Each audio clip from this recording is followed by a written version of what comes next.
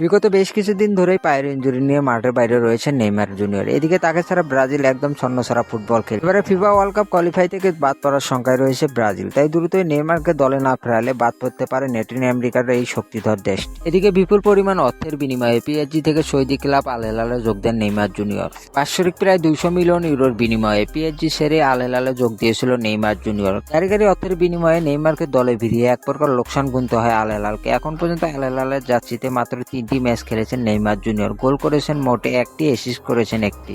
আল হিলালে 1 বছরের বেশি সময় ধরে থাকলেও নেইমার মোটে ম্যাচ খেলেছে 3টি। তাই এই ব্রাজিলিয়ান সুপারস্টারকে দলের সাথে যুক্ত করার জন্য সব ধরনের চেষ্টা চালিয়ে যাচ্ছে আল হিলাল। এদিকে আল হিলালের ফিজিও জানান যে সামনের মাস থেকে আল হিলালের জার্সিতে দেখা যাবে নেইমার জুনিয়র। এদিকে আল হিলালের ফিজিও জানান যে নেইমার এখন ম্যাচ খেলার জন্য পুরোপুরি ফিট রয়েছেন। এইদিকে ব্রাজিলিয়ান সমর্থকদের মনে যেন খুশির হাওয়া বইছে। নেইমার আবারও জাতীয় দলে ফিরছে এই প্রত্যাশাই করছে ব্রাজিলিয়ান সমর্থকরা।